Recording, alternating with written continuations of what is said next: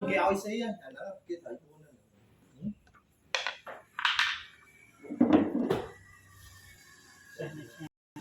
nói từ thầy buôn đặng người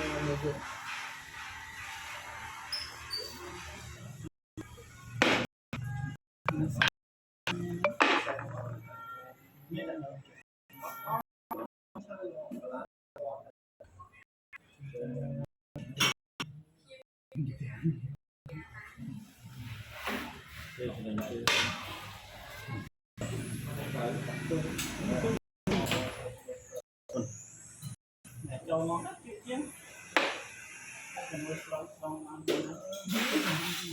Rồi lo mà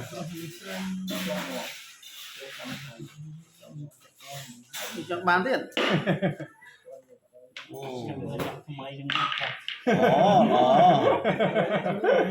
dương dừng làm bán tất cả làm bán chóp rồi lừa luộc đi không miên nè là thở sầm lấp tiếp đi miên nè là thở sầm lấp thịt lời bây giờ bỏ nó lên này có ngon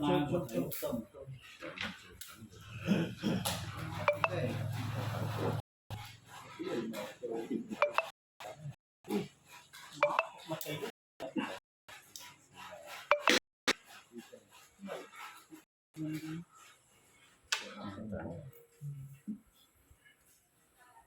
đến trăm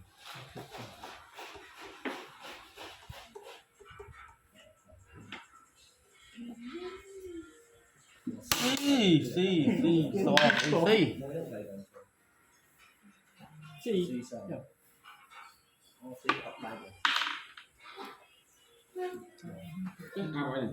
cho coi phim rồi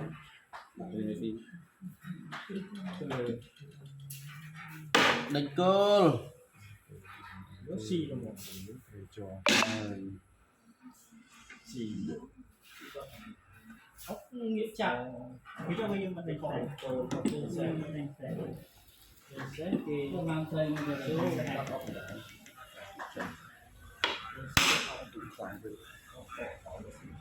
ốc xì mình ốc nướng dương sẽ dương từng như bao nhiêu ốc xì ốc tiếp xì chứ xì cái xì đi tư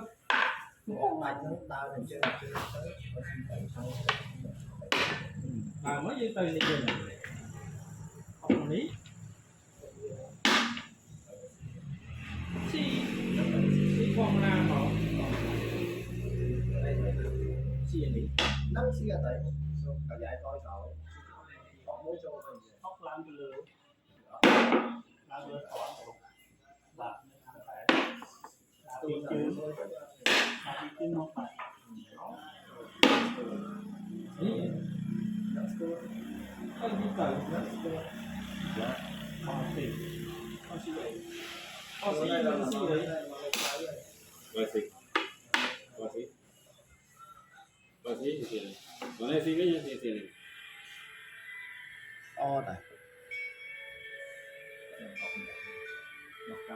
thế phụ ơi punch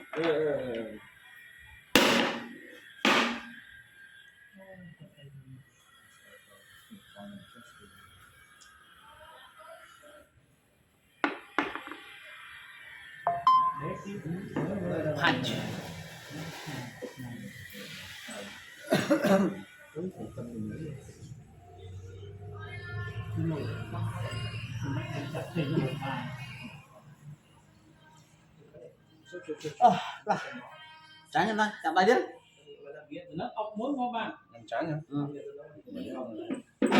đổi máy phách cả lao nó con tránh liệt chơi chẳng tao bả vậy bố mày ăn phổ chưa cái này không đó là thầy bằng này ăn xỉn hả thầy bằng chả lôi mày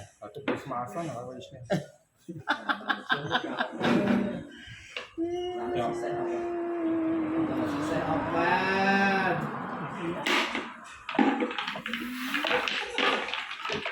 đây chưa còn cái này còn mấy mấy cái Siap mà. Bán thì bán cái này thôi. Trời, xin bán cái nó chặn chắc là sẽ em thấy em cái đó đi hả tôi xem ấy Để mà cho sang space thôi, ăn không mà ơi. đặt mùi bò Chạy sang thầm đái không ơi. chắc nghe má đến tay đẹp mơ ta sát đây cái thò đây Thế bây giờ đòn cái tê đâu tê ra còn đâu mà cái đòn đâu là đòn cái viên trái à miền đất đông Cho nó ôi dồi.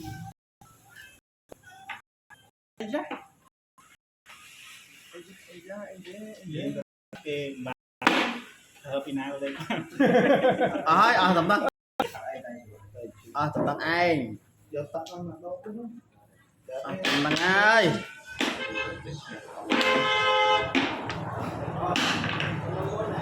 tầm tăng ai Tao không bắt được rung đùa chỉ một sợi. Ôi cả mày.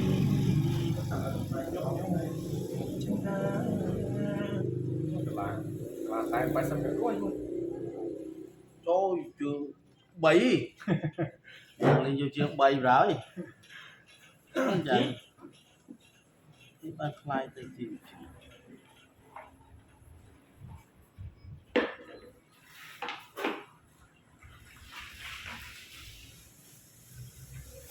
mờ chương khóc trừ bơ chưa trơn chưa ô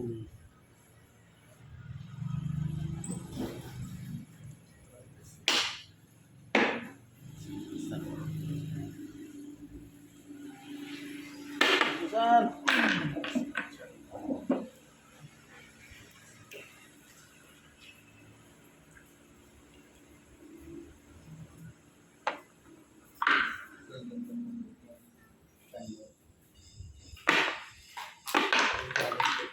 nên cây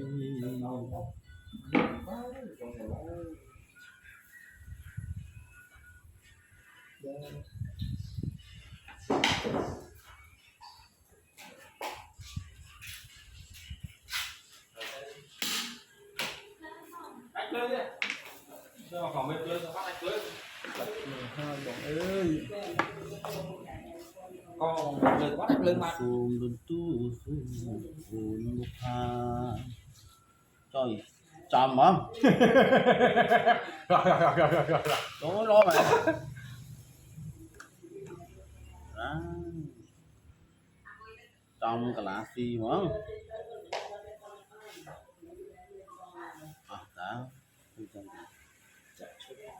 chắp muối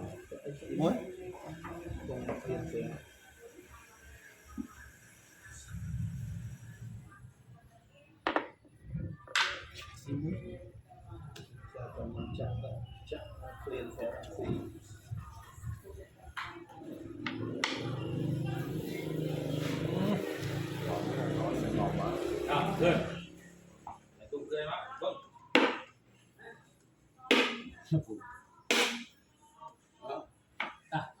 Cũng đừng có nghe cái món gì. Thế aku sisa cho thiệt. Chạy vào chiều.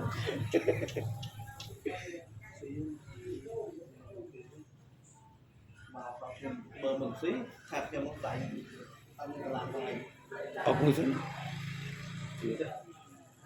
Giờ giờ kia đó sẽ trên chó quay Ốc kha xe về. ốc này này phải đây chó chân đây tạm với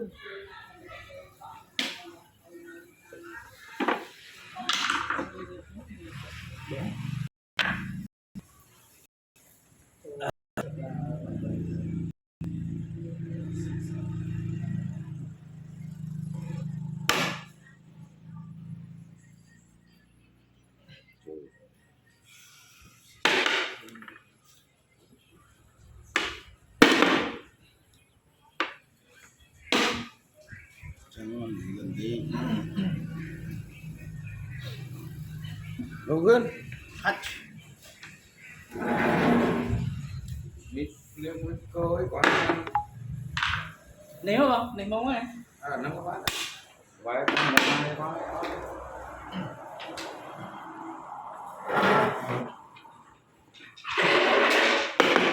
Tuy là gì vậy? thế là mồm trên này nước sụt đây là mồm mà trên này này cái đây là mồm mà trên này như thế này này cái rồi này này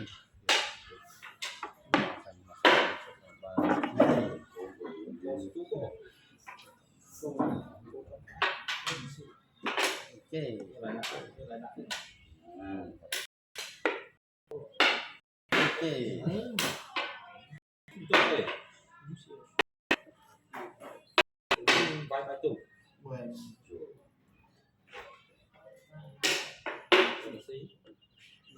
Liền cái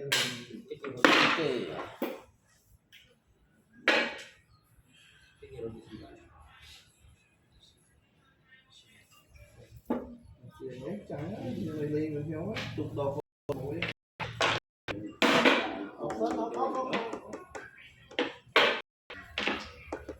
chỗ ấy chỗ cái là chỗ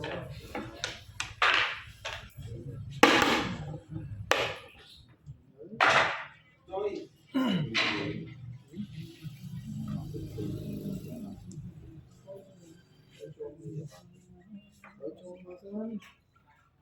rồi cho mà qua phi từ tê tê phi con đó mùi bì bầy cốt cho mà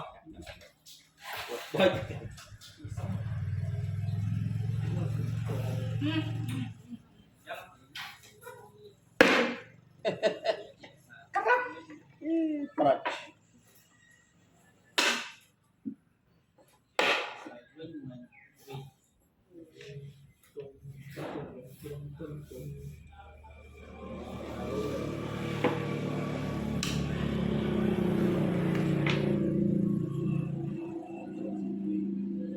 lợi hiện si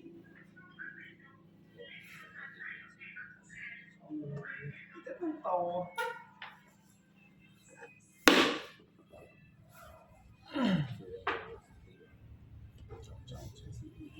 trong mấy chỗ trong trong mình no ha ha ha ha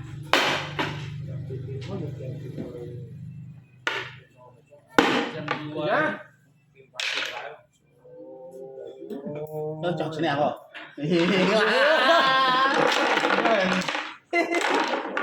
quan trọng cho mà trăng Ôi, chọn thế nào thì mình đã phải tránh chọn thế nào liền. là phải rồi Dạ. Lá. quan trọng cho muốn có thể là cái CP nó vào dân sẽ hợp pháp Bỏ này. vậy rồi chơi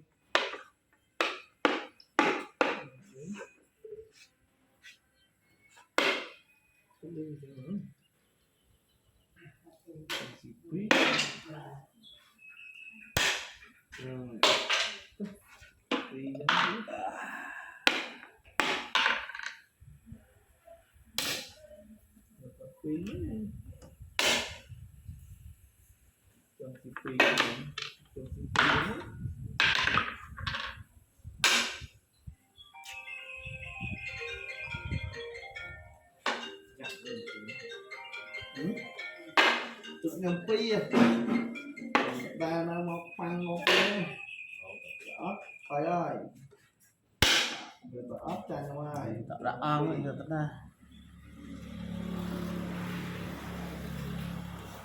Crotch. Crotch.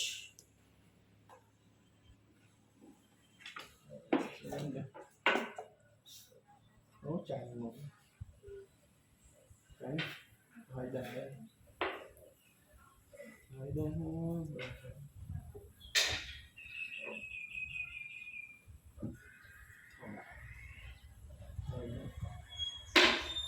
có cái trắng đấy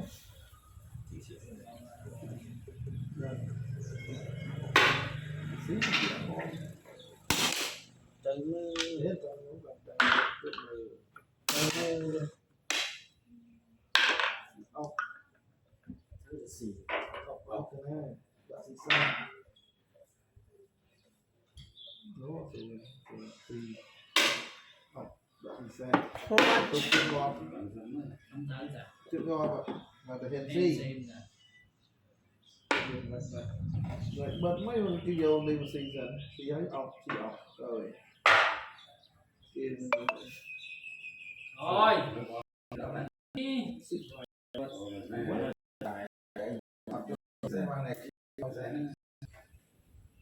mùi pì cả sọ xì ốc xì sần xì đá dần còn bật đá giờ xem một xì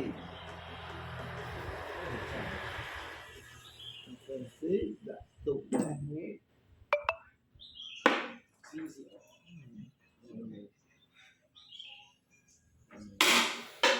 còn lớn mà xong đó thôi cho nếu nó xin chạy đi mà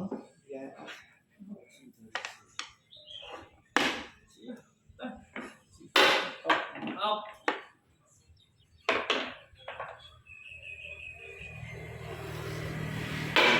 Không.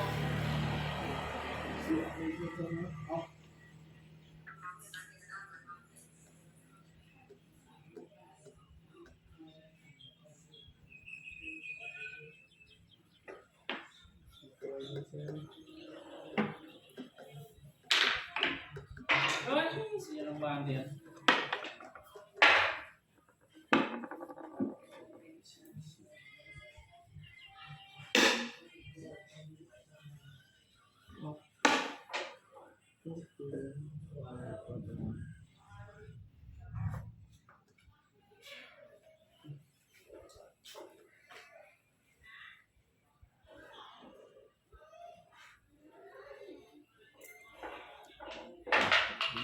Có bom. Mà nhà cái bom mặt lớn. Không bác.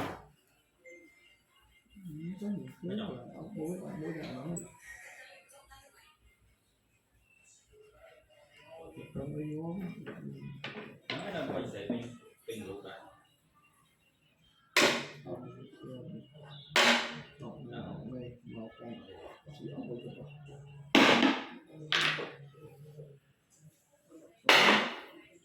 Tay lè rồi ta cho ôn nó tay lè rồi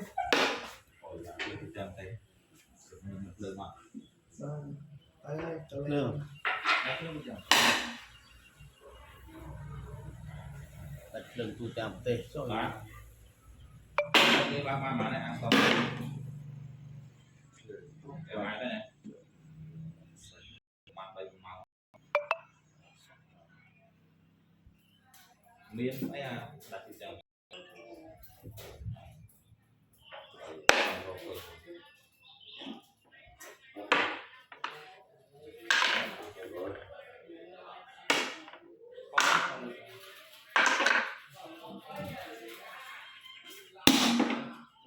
đấy một này là bạn thấy cái ốc ít trên xanh này này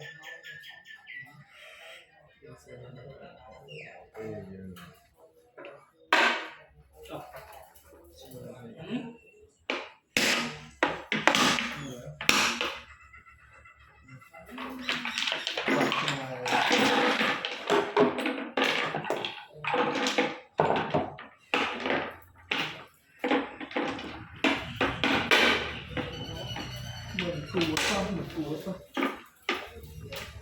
chẳng là lấy như sao giờ thì giờ nó đây mình tì với cho nên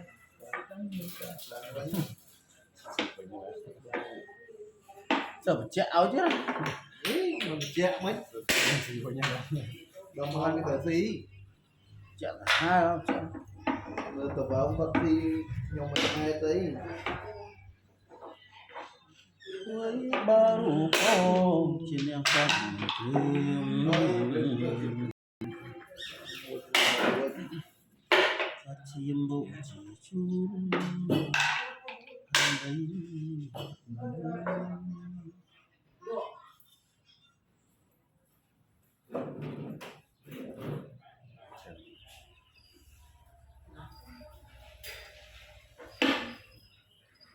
chân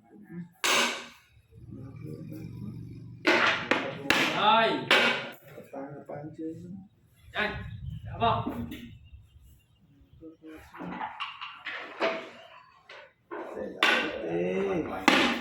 lách Nhóm thành tròn đi. Đây rồi, nhóm đại chập là một đi. cái gì Nhóm chăn là 8 rồi thì.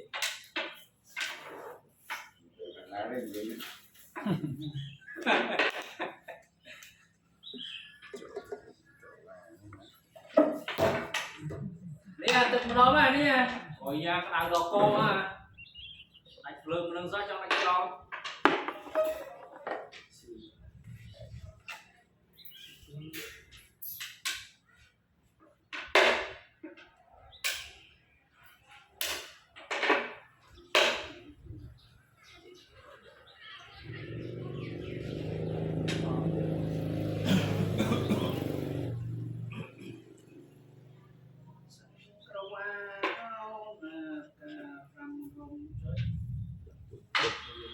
kịp cổ Một tí chậm làm cho mà gì cả sao mau tiếp.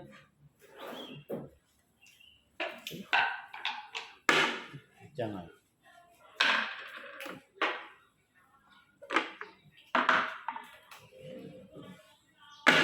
thì mau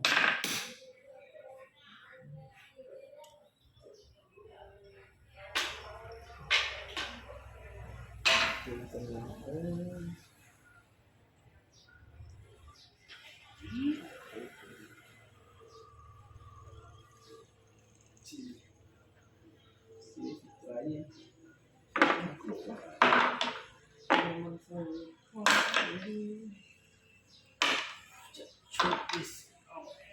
Si kia chậm chụp. Làm người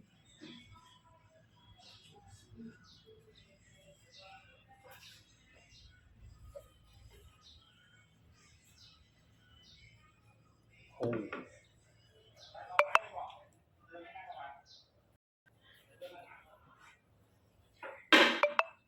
hô đi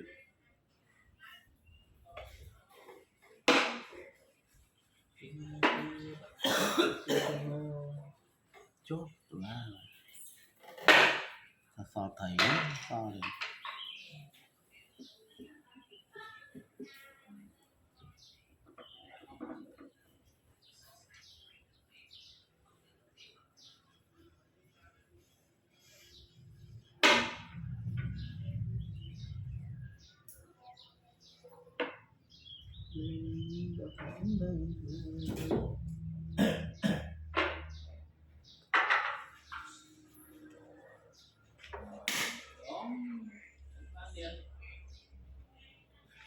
thầm thầm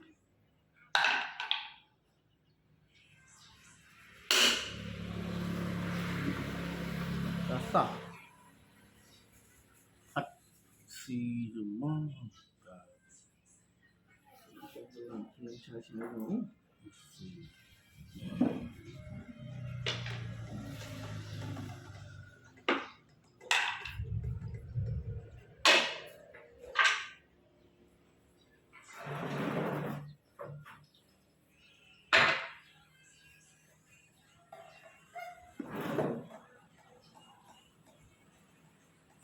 cả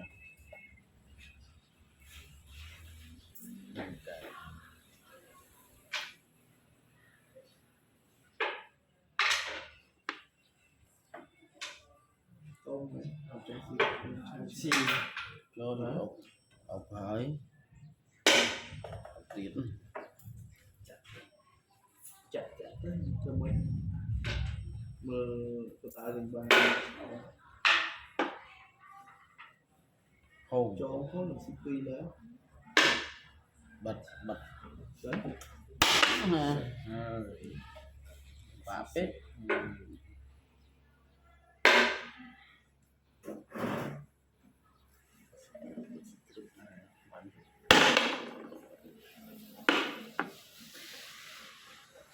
có chặt những sĩ thì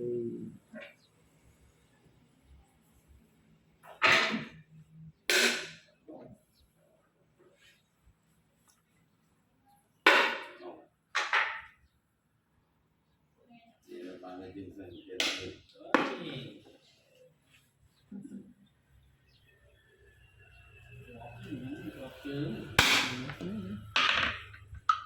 mũi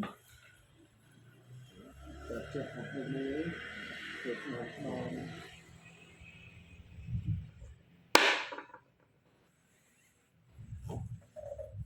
này có ốc một non xem đấy liền ấy chứ luôn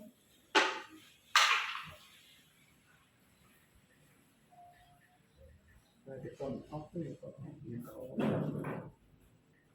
con chó con phây đấy cái ốc tây chứ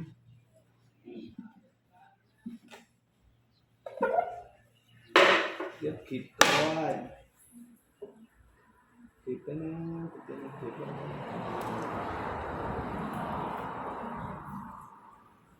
nó thế rồi mấy sang cha CP mà CP ở đó mình xí được học cái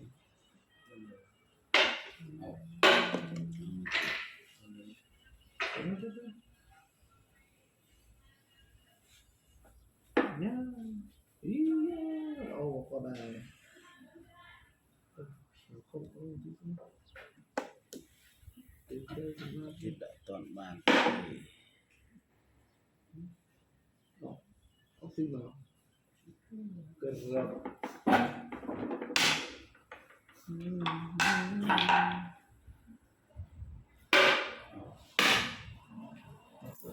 dùng vào bụi để chăn lại thì mình nếu kế rồi được chứ cho học được nó sẽ nữa Trời mòn này cái chân mỏi.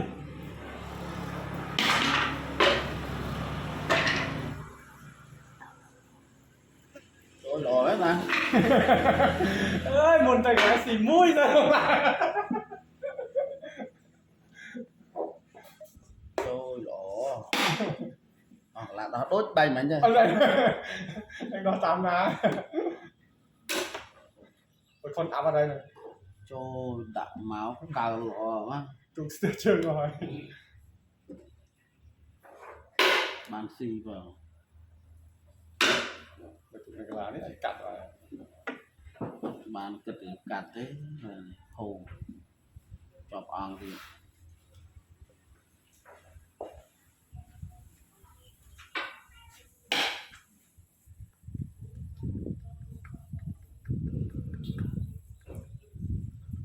lên cái tao ngon là nó này Ông em tôi nói. khua Ông em tôi nói. chỉ đang thấy bây giờ Ông em tôi nói. Anh xong sang rồi. ô nàng đập cổ ấy hả à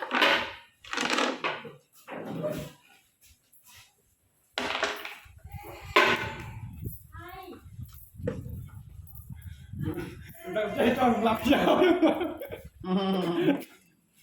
mừng gì trời chẳng ai Lấy ra.